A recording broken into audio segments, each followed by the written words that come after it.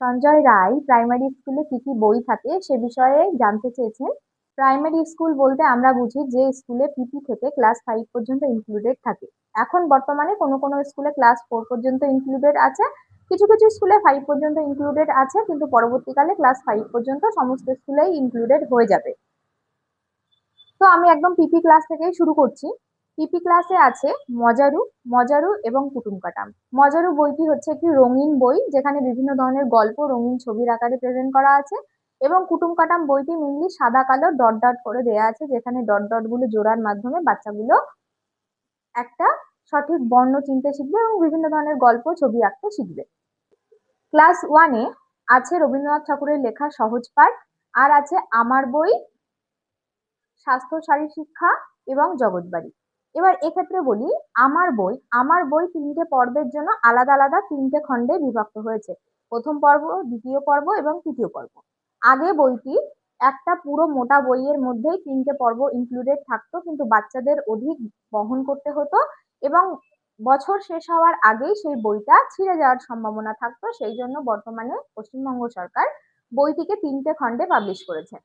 Class 2-তেও ঠিক same একই বই থাকে। সহজ পাঠের দ্বিতীয় খণ্ড, আমার বই, 3টে পর্বে বিভক্ত, প্রথম পর্ব, দ্বিতীয় পর্ব, তৃতীয় পর্ব, শারীর শিক্ষা এবং জগৎবাড়ি।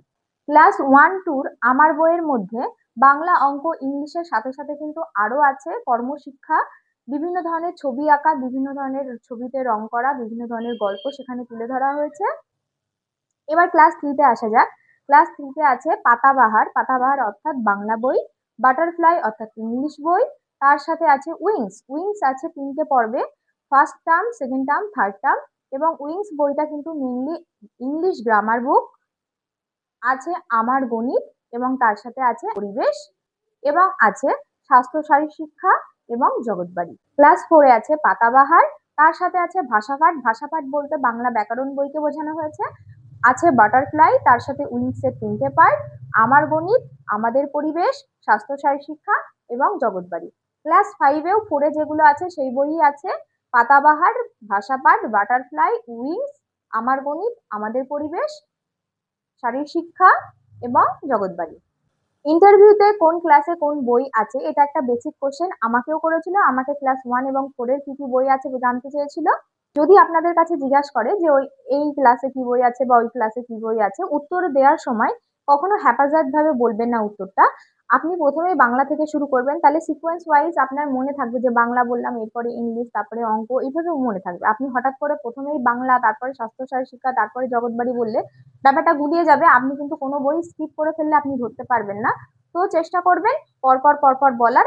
আশা করি উত্তরটা ইন্টারভিউয়ারদের ভালো লাগবে। আমার ভিডিওটি যদি ভালো লেগে থাকে তাহলে অবশ্যই একটা লাইক, কমেন্ট, শেয়ার করে আমার পাশে থাকবেন। ধন্যবাদ সবাইকে, ভালো থাকবেন, ভালো করে প্রিপারেশন নিন।